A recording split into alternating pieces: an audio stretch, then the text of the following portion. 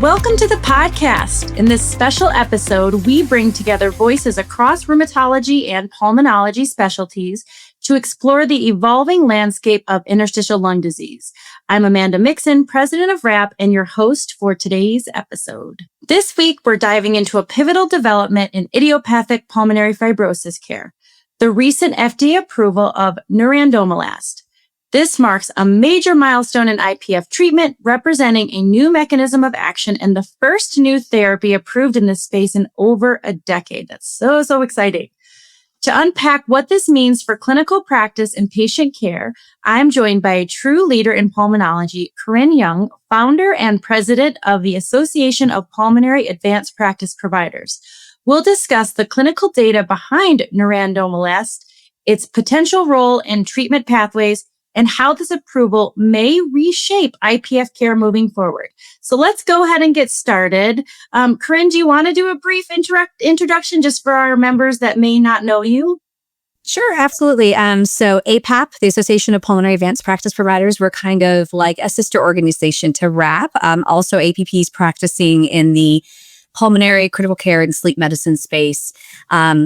Orphans to board certification and fellowship programs as well, although pulmonary fellowship programs are growing more and more.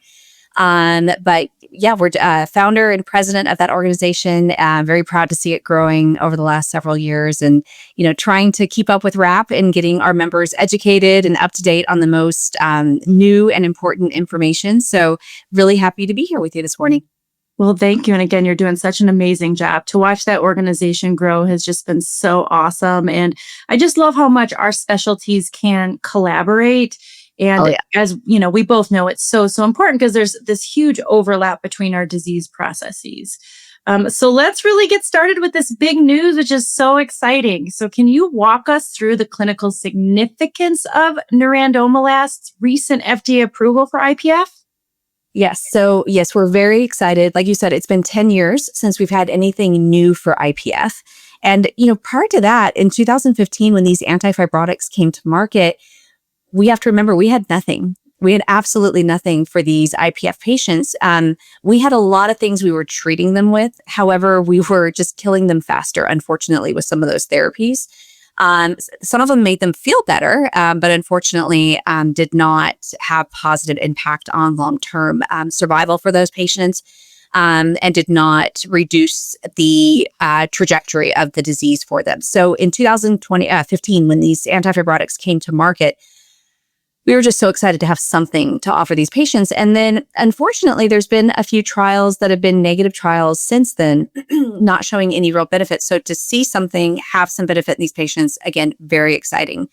What does also really excite us about Nerandomilast is that it is also considered an antifibrotic therapy. It is a PDE4B as in boy. So PDE4s have been on the market for a long time. We've used them in several different spaces. And one of our big problems with PDE4s usually is that, we have a lot of GI side effects.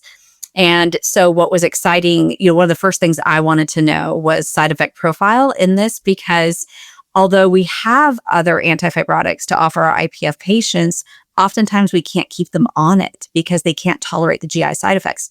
So what was exciting again was that Nerandomilast seems to have less GI side effects, even when in combination with other antifibrotics. So that was very exciting for us to see.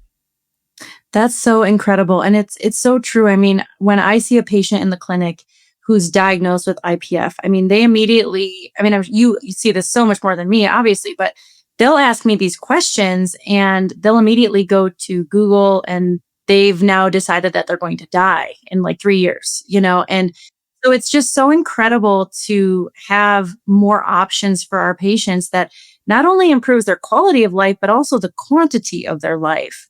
It's so remarkable for these patients. And I don't know, when any of these new medications get approved, it makes me really feel so honored and privileged that I'm still in this specialty so that I get to see it and I get to see how patients do. In our world, when I first started in rheumatology, we still had lots of people in wheelchairs, right? And so to now, you rarely see that. And so to see that also in the lung space is, I'm sure you feel the same way that I do.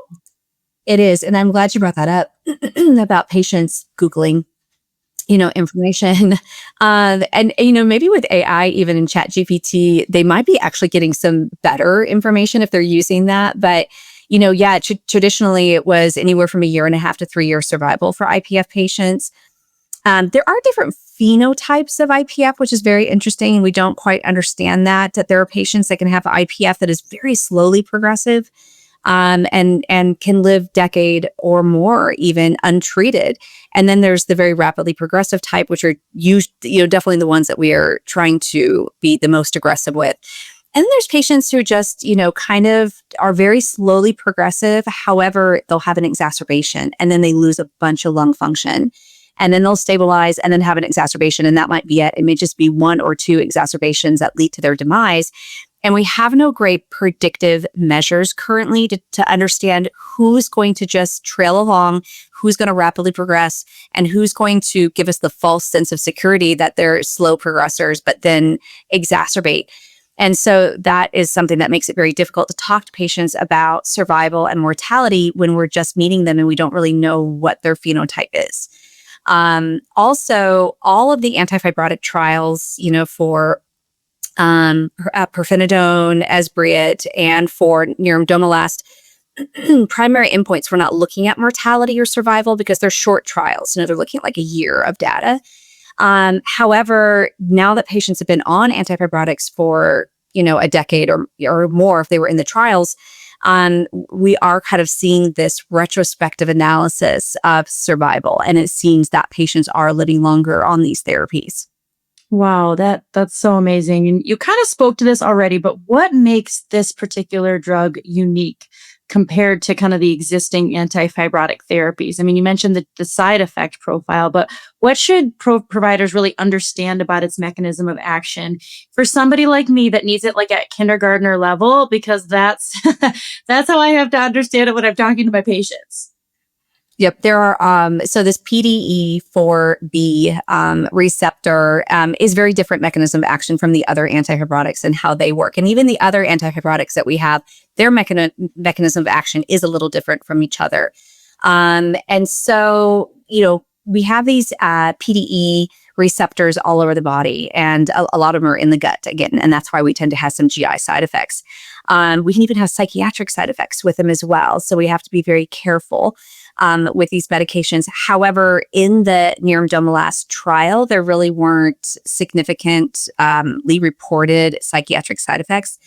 We just recently, a year ago, had a nebulized PDE3/4. Now, it wasn't a 4B, it was just a 4 on therapy that during the trial, they had a suicide completion and 2 suicidal ideations of patients. So again, we always want to make sure that, this is a potential side effect. And this may be something we see post-release, because, like with our leukotriene inhibitors, like Singulair that we use for allergic asthma, really there weren't any psychiatric effects reported in that trial. But years later, post-release, we did see that it was affecting mood in patients. So just kind of want to put that caveat out there. If you have patients that already have uncontrolled mental health, just keeping a close eye on them with these medications. Again, not reported in the Nerandomilast trial, but always something that we just kind of want to keep in our back of the head as a class effect that possibly can happen, just like the GI side effect.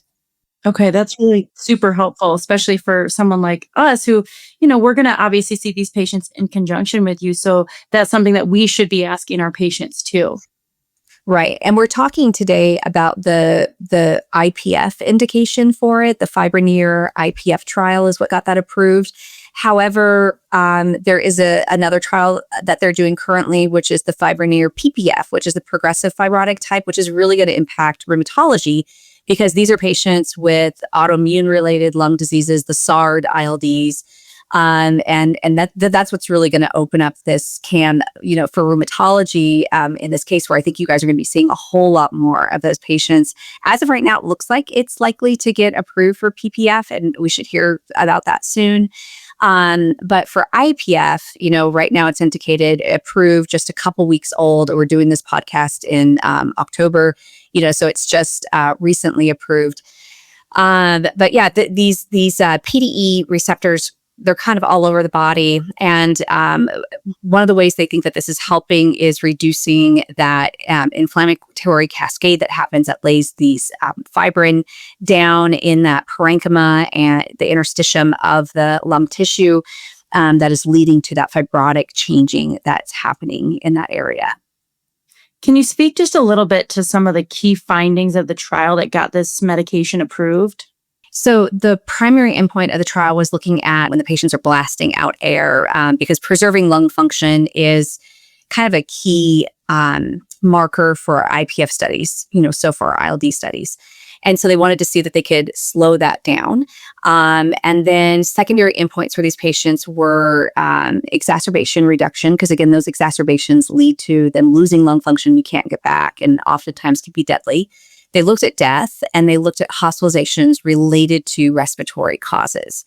And they were able to meet their primary endpoint and most of their secondary endpoints as well. What was very interesting, what I really liked about this study was that they had patients who were anti-fibrotic naive come in and they were on Nerandomilast as monotherapy. And then they also allowed patients to come in on their anti-fibrotic, whichever one they were taking, Esbriet or pirfenidone. And they then added Nerandomilast to it. So we got a lot of information out of this as far as, does it work by itself? And it turns out, yes, it does. Does it work with other antifibrotics? Yes, it does. And is there any side effects that we have to worry about combining these antifibrotics? Because remember, they have different mechanisms of action. And so we often think that more is better, right? And are we going to be able to help these patients? And they were able to see that. The only negative thing that we saw was that if they were adding Nerandomilast to another antifibrotic, they likely were going to have more GI side effects. Because we know there's so many GI side effects with the other antifibrotics.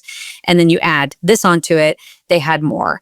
However, discontinuation because of side effects was the same as placebo, which I found very encouraging. That tells me that these patients are not likely having very many.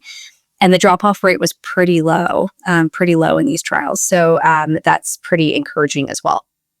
Wow, that's incredible. And, again, as we've kind of already said, like just having, again, more options for these patients. So how do you envision Nerandomilast being integrated into your clinical, practice for IPF patients? I think personally, one of the first populations I'm going to target are my patients who tried antifibrotics and couldn't tolerate them and stopped. And I want them on an antifibrotic. The patient wants, and it's so sad because these patients want to be treated and they are just struggling to take this medication. It's ruining their quality of life. And sometimes we tell them to stop. They don't want to, but they're just losing weight. They're having all sorts of, skin integrity problems from chronic diarrhea. They're having hemorrhoids. They're having, just all the things that come with chronic diarrhea. And so, they're stopping the therapy because they know they only have so many years left and they don't want to spend it in the bathroom. And then we're also telling them to quit because we can see it just, impacting their life very negatively. So they're very disheartened to stop their only option for therapy, right? And so personally, now that I know that it can be used safely in monotherapy and has efficacy, I'm definitely going to be contacting those patients right away to say, hey, there's another option for you that has less GI side effects. Do you want to try it? And then definitely my patients who are failing their other antifibrotic, or maybe we were able to maybe stabilize them for a while, but now they're losing more lung function. They're developing more disease. They're having exacerbations of their IPF despite being on an antifibrotic. That's definitely a candidate for therapy as well. Awesome. And you mentioned this before, but just, for the rheumatology side of things, right now this is approved for IPF, but you mentioned that, it's looking really good for our patients too. Can you just touch on that one more time? Yeah, absolutely. So PPF is the progressive phenotype of fibrotic diseases that are not IPF, right? So these IPF being idiopathic, we have no idea why these patients have IPF. We know they tend to be more male, they tend to be Caucasian, they tend to have some sort of exposure in their lifetime to smoking or occupational exposures. There's sometimes is often a family relationship with it. there's more we don't know about IPF than we do. But it does have a very specific appearance on CT imaging, this progressive disease. So we have a good idea of how to identify it. And then now we have these mechanisms of treating these patients. Then there's everything else that can cause fibrotic lung disease. And there's this great slide, I'm sure if any of you attended an ILD session on rheumatology. In rheumatology, kind of talks about all the different interstitial lung diseases that are likely to cause fibrosis. And fibrosis is the number one thing we want to prevent because it's irreversible at this point, right? We hope technology at some point helps us reverse fibrosis. But at this point, I tell patients, it's like unscrambling an egg. You just can't do it once that damage has been done. That protein's been laid down. We're just not able to undo it. And that then, causes architectural destruction of this divine design of lung. And they're not able to exchange gas. They're not able to move air like they should. They lose compliance of the lung volume of air. And so that can happen with all of these inflammatory conditions under the autoimmune family. And so sometimes we have fibrotic changes or scarring of the lung from an insult that happens once and it goes away. But as you know, in autoimmune disorders, these tend to flare, they tend to progress, they tend to advance in these patients. They don't, lupus just doesn't show up and go away. Generally, right? This is something that just continues to be driven and turned on in these patients. And so that same inflammation that is eating and eroding away at the joints is also eating and eroding away at the lungs. And so these progressive types of fibrotic lung diseases, we want to figure out how to stop. And we start looking at, the immune modulators, we start looking at immune suppressive therapies. But that fibrotic process, once it stops, how do we stop fibrosis? And so, we try to reduce inflammation first and the drivers if we can by suppression, but that fibrosis channel, once it's activated, oftentimes it's very difficult to stop. And so that's where these antifibrotics would then be added. Where do you see this approval influencing the broader future of ILD care? More to come. This is a novel therapy that has not existed. And so I think now that the manufacturer has this success, they are likely going to start exploring other areas of interstitial lung disease, maybe even pre-fibrotic. We might be able to start looking at this therapy other ways. But, we have to kind of wait and see how that's going to work because we have so many patients that I'm sure you guys see as well that are breathless and coughing. They have this underlying autoimmune dysfunction and they have a very nondescript interstitial changes on their imaging, right? Maybe not, what we call unclassifiable. It's something. And IPAPP, I don't know if we're really using IPAPP anymore, but it's like this feels, smells, tastes like this is an autoimmune interstitial lung disease, but maybe the patient hasn't tested positive yet. Right? Or they have these very low positives and we don't have any other reason for them to have an interstitial process. We've looked for aspiration, we've looked for drug toxicity, we've looked for exposures in their environment and we can't find anything that would be causing this. It doesn't look like IPF, but the patient has these general aches and pains and they've got swellings of joints maybe, but their serologies are all negative and so we're like, this just feels like it's going to turn into something. And then we don't know, is that something also going to turn into fibrotic changes that we can't undo? A lot of ground glass disease, a lot of reticulation, sometimes, very mild changes like that, sometimes reverse completely. And the patient's lung function goes back to normal. We don't have any long-term damage. It was just acute inflammation that is resolved. But again, once fibrosis starts, there's no undoing that. And we don't have a great way to predict it other than we know if you do have these different types of autoimmune disorders, like scleroderma and, that type of stuff, a sarcoid, and, you're more likely to end up with fibrosis if we don't get it under control. So are we maybe going to start looking at these therapies, to be used earlier, is the big question I think we all have. So interesting that you struggle in pulmonology the same way we do, where, I'll see a patient and I'm like, something is brewing in you, but it's like the labs haven't quite caught up with the symptoms yet. And, I tell patients every single day, like, I practice in the world of gray. There's very little black and white in my world. So it's super interesting that it's also like that in pulmonology. Oh, definitely. And in interstitial lung disease, especially, the joke is like, be comfortable in the gray because it's so difficult and so many things can influence that CT scan. And these patients don't have any diseases that live in a silo. And it's very difficult to really tease everything out. And if on the rheumatology side, if you guys are working with like community pulmonary practices like my own, right? And that they don't really have a great answer as to why there are these interstitial changes on the scan and don't have a great plan for that patient. You feel like they're worsening. I think it's definitely a great opportunity to collaborate together and have that discussion, because oftentimes I will tell you, I'm like, I think there's something autoimmune going on with this patient. Like, they have these very painful distal joints and they, they're not like the stiff in the morning and then get better throughout the day. Like, they're just getting worse. They're having muscle weakness, and I don't know what it is. And I've done the panel that I know in pulmonary to send them for, but nothing's really popping up, or it's lowly popping up positive. And oftentimes in pulmonary, we're a little worried to send those patients to you because I know that oftentimes, you may not be reviewing the referral.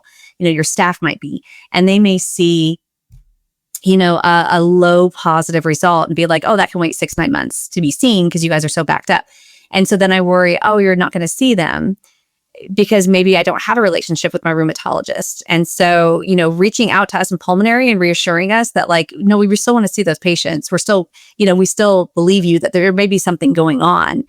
Because oftentimes I think when we don't have that relationship, which I know is something you're working on, trying to get collaboration between specialties, we just think, well, it's not really positive and I can't get them into rheumatology. But knowing that we can call you and just say, hey, something is happening here. We just don't know what it is. And will you come be uncomfortable with us in this very gray, case? And what do we try in this patient? Or, do we try to get them to a center that does do MDC for ILD? Do you feel like this could be something else where they need a different level of care?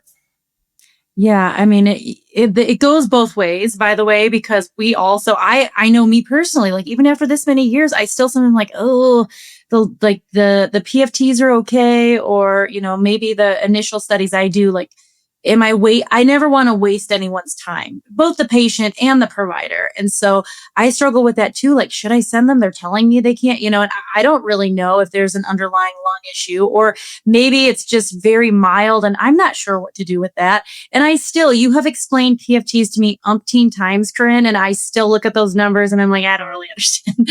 So, I so appreciate this collaboration because you do help me, somebody that's been in this field for a long time, understand things so that I can then, it helps me to understand the pathology, because then I can really relate it to the patient and know when it's appropriate and when it's not. So I so appreciate you and, our ongoing relationship between our organizations, because again, I think it's just crucial for obviously our providers, but then ultimately our patients. Yes, absolutely. And, there's this initiative that you've started, that we're starting to do, where we're bringing rheumatology and pulmonology APPs together for these ILD networks. So definitely, everybody listening, start looking for that if you want a way to meet rheumatology and pulmonology folks in your area so that you can exchange those numbers and, again, kind of dive into those gray areas of ILD where there's this overlap of rheumatology and pulmonology. I think that's a great opportunity, and I'm glad you've been spearheading that. Oh, well, thank you so much. I really, really appreciate that. And with that, I think you and I could probably talk for hours, but I don't know that the listeners would love that. So that wraps up our special episode. A huge thank you to Corinne for sharing her insights and helping us understand the clinical and practical significance of Nerandomilast's FDA approval in idiopathic pulmonary fibrosis. Hopefully more indications to come soon. As the IL treatment landscape continues to evolve, staying informed and connected across specialties is more important than ever. So until next time, thank you so much for listening, for all you do to improve care for patients with interstitial lung disease. Thank you for having me.